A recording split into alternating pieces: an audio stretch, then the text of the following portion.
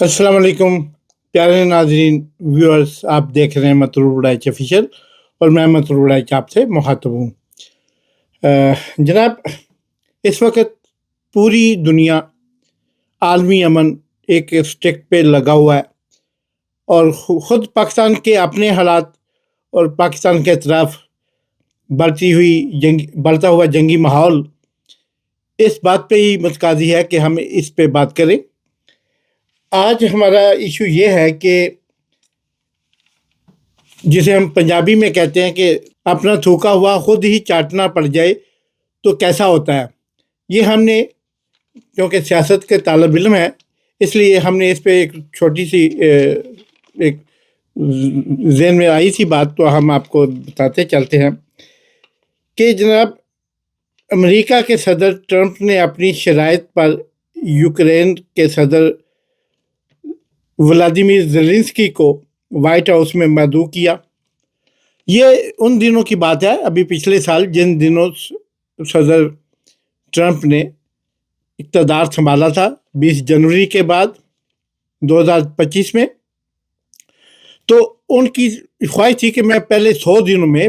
दिनों की कारकर्दगी में कोई ऐसी दुनिया भर में जंगें जो इस वक्त जारी है मुख्तलिफ जगहों पे, जैसे सबसे 2 ही बड़ी जंगें थी। एक थी गज़ा में हमास और इसराइल के दरमियान, और दूसरी जंग थी जो पिछले उस वक्त 4 साल से जारी थी, अब 5 साल हो गए हैं। वो थी यूक्रेन और रशिया की जंग, जो किसी वो कहते हैं ना, किसी करवट बैठने का नाम ही नहीं ले रही थी। तो इसमें जनाब और इसमें प्रेसिडेंट ट्रंप साहब ये ख्वाब देख रहे थे कि अगर मैं 90 दिनों के अंदर दोनों पार्टियों को, यानी रशिया यूक्रेन को भी मना लूँ और हमास और इसराइल को भी मना लूँ, तो एक तो मुझे नोबल इनाम का हकदार समझा जाएगा और मुझे नोबल इनाम मिलेगा। दूसरे में दुनिया में एक मेरी दाख भी बैठ जाएगी कि देखें जी कैसा कारनामा सारा अंजाम दिया है। तो वो उन्होंने जनाब प्रेसिडेंट ट्रंप ने इसी सिलसिले में जो है वो यूक्रेन के प्रेसिडेंट व्लादिमीर ज़ेलेंस्की को वाइट हाउस बुलवाया उनसे बात करने के लिए, और उन्हें कहा कि भाई इस तरह बात है उनको। लेकिन वो कुछ बात पे उन्हें थोड़ा, व्लादिमीर ज़ेलेंस्की को ये शक था कि शायद ये रशिया में मेरे यानी रशिया यूक्रेन को हथियाना चाहता है, और जितना वो पिछले 4 साल दौर में, पिछले 4 साल जंग में वो रशिया कब्जा कर चुका है, उन इलाकों को वो छोड़ने को तैयार नहीं। तो इस तरह मैं कैसे इस जंग के खात्मे में मान जाऊं और ख़ुद भी इक़्तिदार छोड़ के चले जाऊं, इलेक्शन कराऊं, क्योंकि एक नए होने वाले इलेक्शन और गैर जानबदार इलेक्शन होंगे तो कोई बंदा ज़ेलेंस्की को वोट नहीं देगा। वो ने अमेरिका और यूरोप का वो समझते हैं, एक किस्म का पपी समझते हैं। तो इसलिए उन्होंने उनके तहफ़्फ़ुज़ात थे, उन्हें वाइट हाउस में बुलाया गया। तो वहाँ पे अमेरिका के नायब सदर वेंस जो हैं, उन्होंने ऑन कैमरे के सामने बैठे हुए थे वाइट हाउस के अंदर। तो उन्होंने उसको जो है नायब सदर अमेरिका के मिस्टर वेंस, उन्होंने कहा कि कोई ऐसी बात की कि आप हो क्या, या आप इस तरह कर कैसे सकते हो, आप ये इस तरह कैसी डिमांड रख सकते हो। तो ज़ेलेंस्की एक लम्हे के लिए तो चकरा के रह गए, फिर संभल के उन्होंने इसका जवाब दिया और कहा कि आप हमारे से, आप अपनी शराइत पे एक तरफ आप हमें कह रहे हैं कि हमें 350 बिलियन डॉलर यानी 350 अरब वो डॉलर हमें वापस पे करो जो हमारे जंग पे खर्चा आया है, अमेरिका का यूक्रेन और रशिया की जंग पे जो खर्चा आया। और दूसरी तरफ आप ये भी हमसे डिमांड कर रहे हो कि एक ख़ास इलाका यूक्रेन का जिधर मदनियात हैं, यानी मिनरल्स हैं, बेशुमार मिनरल्स हैं, और दुनिया में मिनरल रखने वाला यूक्रेन शायद पहला बड़ा मुल्क है। तो आप उस पर भी 100 साल की लीज़ हमसे मांग रहे हैं। तो ये یہ سارے اس طرح تو نہیں، پہلے ہماری تصفیہ کراؤ ملک کے ہمارے جو نقصانات ہوئے ہیں، پھر ان کا ہمیں، اور آپ تو بالکل ہمارے ساتھ وہ جیسے بزنس مینوں کی طرح بات کر رہے ہیں. یہ بات مسٹر وینس کو بری لگی، انہوں نے آگے سے جھاڑ دیا. سارا پریس بھی بیٹھا ہوا تھا، پریزیڈنٹ ٹرمپ. اب وہ اسکرین پہ پیچھے وہ دیکھ سکتے ہیں وہ چلتی ہوئے وہ ساری واردات جو تھی. اچھا، اس میں وہ جناب، اب جب مسٹر ٹرمپ نے دیکھا کہ یہ تو بندہ ہمیں آگے سے ایسے جیسے کوئی کیجول آتا ہے، وہ آ کے پھر اسے یہ بھی کہنے لگے کہ تم سوٹ پہن کے نہیں آئے، تم ٹائی لگا کے نہیں آئے، تم تو یہ مطلب ایسی حماقتیں تھی، تم یونیفارم میں آ گئے ہو. کیونکہ وہ مسٹر زیلنسکی کے ملک میں وار ہے پچھلے 5 سال سے، تو اس نے سمبولک یونیفارم پہننا اپنا فرض سمجھتا ہے کہ اس طرح میں اپنے فوجیوں کے ساتھ، اپنی افواج کے ساتھ رشیا کے علاوہ یہ بتا سکوں کہ میں بھی حالت جنگ میں ہوں. اوکے، یہ ان کا جس وقت ملک جنگ میں ہوتا ہے اور ایسے حالات میں ہوتا ہے، تو پھر جیسے آپ کو یاد ہوگا کہ دنیا میں 2-3 ایسے میں جانتا ہوں سربراہان جو جنگ کے دوران اور پوری زندگی انہوں نے یونیفارم نہیں اتاری. ایک تھے فیڈرل کاسترو کیوبا کے، اور ایک فلسطین کے سربراہ PLO کے جو سے فلسطین لبریشن آرگنائزیشن کے جو سربراہ سے مرحوم یاسر عرفات، وہ بھی جو ہے وہ بھی کبھی یونیفارم معاف نہیں کرتے تھے. تو زیلنسکی نے اسی طرز پہ کہ میں وہ اپنی یونیفارم سمبولک اپنے اظہار یکجہتی کے طور پر اپنے فوجیوں کے ساتھ یہ پہنی ہے. تو ان کو جناب اس کی باقاعدہ بےعزتی کر دی، اس کے ساتھ ہتک میز رویہ کر دیا. اس کے بعد اس کو جناب کسی قابل نہیں چھوڑا. اور وہ جناب زیلنسکی صاحب وہ اسی غصے میں لال پیلے، اور ساری پریس دیکھ رہا ہے، پوری دنیا کا پریس ادھر بیٹھا ہوا ہے، جو بڑے میڈیا گروپس ہیں ان کے جو ریپرزینٹیو ہیں وہ ادھر بیٹھے ہوئے تھے. انہوں نے دیکھا، وہ جناب اٹھ کے وہ پھر ان کو واپس بجلی چھوڑنے آئے باہر تک. اور ان کا جو ادھر اسکیجول تھا لنچ، ادھر مہمان کے لیے جو غیر ملکی سربراہ ہوتا ہے، امریکہ میں جائے یا امریکہ والا یوکرین جائے، یا یوکرین والا رشیا جائے، یا رشیا والا جہاں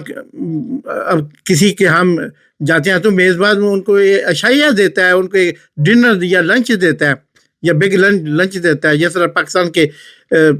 جو تھے جو ہیں فیلڈ مارشل، ان کو جناب باقاعدہ لنچ دیا گیا اور اس کے چرچے، اس لنچ کے اتنے چرچے ہوئے جس نے کبھی زندگی میں لنچ نہیں کیا، وہ بھی اس لنچ سے متاثر ہو کے اب لنچ کرنا شروع کر دیا لوگوں نے. تو یہ جناب تھا. تو اٹھتے ہوئے اس ٹیبل سے اٹھتے ہوئے جدھر یہ مذاکرات ہو رہے تھے یا جدھر پریس بریفنگ ہو رہی تھی، مسٹر زیلنسکی نے کہا، یوکرین کے پریزیڈنٹ نے، کہ مسٹر ٹرمپ دیکھنا، ایک دن آپ کو میری ضرورت پڑے گی، اور یورپ کو، سب کو آپ کو ہماری ضرورت پڑے گی. آپ نے ابھی اپنے مقاصد کے لیے ہمیں یوز تو کر لیا ہے، لیکن آپ کو ہماری ضرورت پڑے گی. تو اس پریزیڈنٹ ٹرمپ نے آگے ایسے کر دیا، یعنی اس کو اٹالین لینگویج میں کہتے ہیں ایسے کرنا کہ میری طرف سے اس کی پرواہ نہیں ہے، یا مجھے اس کی پرواہ نہیں ہے، اٹالین میں ایسے کہتے ہیں. انہوں نے ایسے کر دیا. وہ جناب اٹھ کے جو ہے زیلنسکی بڑے بے آبرو ہو کر تیرے کوچے سے ہم نکلے. میں نے اس پہ ولاگ بھی کیا تھا، آپ کو شاید یاد ہوگا، یا پیچھے جا کے آپ دیکھ سکتے ہیں. تو جناب اس کے بعد اب جب امریکہ کا ایران کے ساتھ اور اسرائیل کا ایران کے ساتھ پھڈا شروع ہوا، اور یہ پھڈا بڑھتا پہلے ایک جڑپ 12 روزہ جڑپ ہوئی، پھر اس کا بھی خاطر خواہ نتیجہ نہیں نکلا. اس کے 7-8 ماہ بعد یہ دوسری جڑپیں شروع ہو گئیں. کولڈ وار تو آلریڈی جاری تھی. اب اس کے اندر جو رشیا ہے، اس کے اندر جو امریکہ ہے، یہ ایک طرف، اور یہ جو گلف کی اسٹیٹ مشرق وسطیٰ کی وہ ایک طرف، اور جناب دوسری طرف اکیلا ایران. ہاں، اس کو ٹیکنیکلی سپورٹ جو ہے وہ چائنا اور رشیا کی حاصل ہے، پاکستان کی بھی ایز اے ہمدردی کے طور پر، لیکن کوئی پریکٹیکلی سپورٹ ایران کو پاکستان کی حاصل نہیں ہے میرے خیال میں۔ اچھا، اب کیا ہوا؟ اب وہ کہتے ہیں نا کہ پنگا تو لے لیا، کہ جو اڑنا نہیں آتا تھا تو پنگا کیوں لیا؟ آپ نے ایک لطیفہ سنا ہوگا، جہاز میں بیٹھے تھے کچھ مسافر، تو ایک مسافر کے ہاتھ میں وہ طوطا بھی تھا، پیرٹ، تو وہ جناب وہ قریب سے ایئر ہوسٹس گزری تو اس نے، وہ رات ہوتا تھا بولنے والا، وہ اس نے جاتی ہوئی نرس کو اس ایئر ہوسٹس کو پیچھے سے چھیڑ دیا۔ اب وہ تو اس نے پکڑ کے تو اس نے کہا کہ اچھا یہ کیا؟ اتنی دیر میں اس بندے نے جس کا یہ طوطا تھا اس نے بھی اس کو ایئر ہوسٹس کو چھیڑ دیا، ٹچ کر لیا۔ نرس نے پکڑا اور طوطے اور اس بندے کو، دو مسافر کو، دونوں کو جہاز کی کھڑکی کھول کے باہر پھینک دیا، جہاز کے دروازے سے باہر پھینک دیا۔ اب جناب وہ نیچے گر رہے تھے، وہ طوطا کہہ رہا تھا کہ اگر وہ چلا رہا تھا مسافر، طوطا کہہ رہا تھا میں نے تجھے پہلے ہی کہا تھا کہ جب تجھے اڑنا نہیں آتا تو چھیڑا کیوں؟ مجھے تو اڑنا آتا ہے، مجھے باہر پھینک دیا، میں آگے اڑ کے نیچے تک چلا جاؤں گا، تمہیں تو اڑنا نہیں آتا، چھیڑا کیوں؟ تو جناب اسی طرح ان کے ساتھ کچھ یوں ہوا کہ ان کو لڑائی کے اس گہرے پن کا یا اس حقیقت کا ادراک نہیں تھا کہ یہ جنگ اتنی پھیل جائے گی کہ امریکہ کے لیے ایک ڈراؤنا خواب بن جائے گی۔ اور یہی وجہ ہے کہ یہ جنگ، پہلے اس میں آیت اللہ خامنہ ای صاحب کی شہادت ہوئی، سپریم لیڈر تھے، اب ان کی جگہ ان کے بیٹے مجتبیٰ خامنہ ای جو ہیں سپریم لیڈر بنے ہیں۔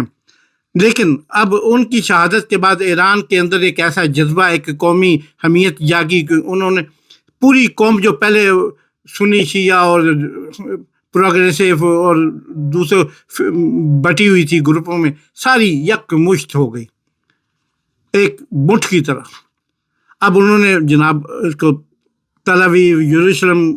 کی اور حیفا کی اینٹ سے اینٹ بجا دی، توڑا بوڑا کر دیا، اور ساتھ میں عرب امارات، مشرق وسطیٰ کے جو قطر، بحرین،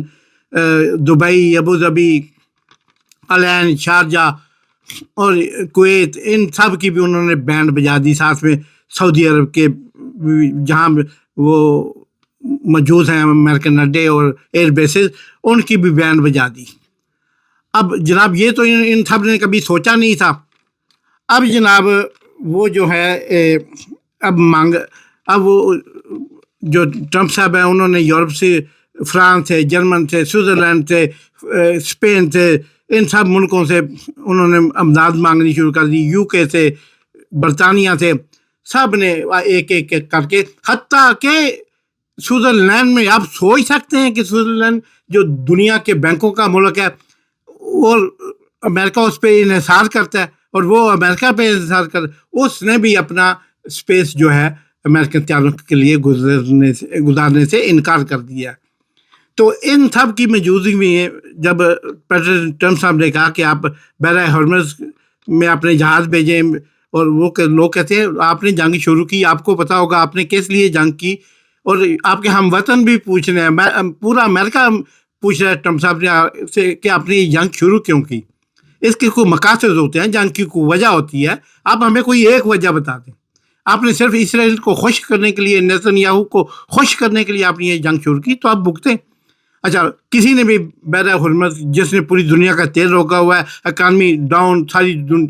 اور پوری دنیا اس وقت جو ہے وہ انحطاط پذیر کا شکار ہو چکی ہے، اور مہنگائی کا شکار ہو چکی ہے، اور تیل نہیں ہے، لائنیں لگی ہیں انڈیا میں، پاکستان میں، دنیا کے 200 کنٹریز کے اندر اس وقت حالات جو سنگین جا رہے ہیں۔ اب جناب ان سب حالات کی موجودگی میں پریزیڈنٹ ٹرمپ صاحب کو یاد ہے کہ یار وہ زیلنسکی کے پاس وہ اس نے بڑی کامیابی سے رشین ڈرون کو روکا ہے، اور رشین اپنے جو ڈرون اس کے پاس ہیں ان سے ان کو خاصا جواب دیا، اس کے بریجز پول توڑے ہیں، اس کی بلڈنگ، اس کی انرجی سیکشن کو بہت نقصان پہنچایا ہے۔ تو یہ کامیابی سے جنگ بے شک ہار رہا ہے وہ یوکرین، مگر اس نے ایک طاقتور رشیا کو، جو دنیا کی دوسری بڑی طاقت تھی، تو اس کو ناکو چیلنج ہوا دیا۔ تو اس سے ہم منگوائیں اینٹی ڈرون، اور اگر اس کے پاس اپنے ڈرون ہے تو اس کا بھی اسٹاک منگوائیں۔ اسے فون کر کے کہتے ہیں کہ مسٹر زیلنسکی آپ ہمارے پاس آئیں، ایک آپ سے پچھلی دفعہ کا جو کھانا نہیں کھا کے گئے تھے وہ رہتا ہے، وہ ساتھ میں بیٹھ کے بات کرتے ہیں۔ وہ چلا ہے، وہ تو ایسا، وہ ویسے بھی آپ کو یاد ہے کامیڈین ہے، اسٹیج ایکٹر ہے، اسٹیج پہ کامیڈی کا کام کرنا۔ وہ تو اسی وقت جناب اس نے پکڑا اپنا سوٹ کیس اور وہ بریف کے بیٹھ گیا جہاز میں، وہ آ گیا امریکہ آ گیا۔ ابھی یہ کل کی بات ہے، اور جناب پریزیڈنٹ ٹرمپ صاحب نے اسے جناب کہا کہ مجھے آپ جو ہے نا وہ ایسا کریں، اب ہمیں وہ ڈرون ٹیکنالوجی بھی دیں، اور جو جتنے ڈرون آپ کے پاس پڑے ہیں وہ جنگ کو ابھی آپ سٹاپ کریں رشیا کے ساتھ، یا ریڈیوس کریں۔ ہم رشیا سے بھی کہتے ہیں اب وہ ڈرون ہمیں دیں، اور ہم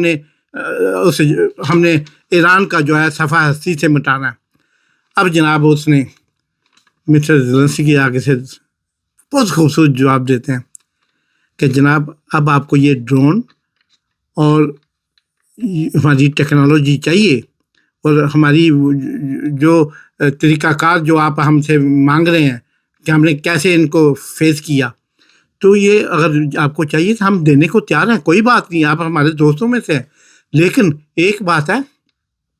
آپ کو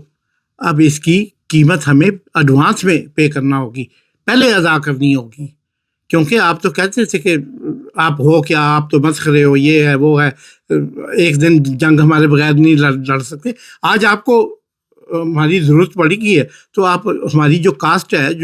جو ہماری مینوفیکچرنگ کاسٹ ہے، جو ہماری ٹیکنالوجی کی پرائس ہے، وہ ہمیں پے کریں، اور پہلے یہ بھی طے کریں کہ وہ $350 ارب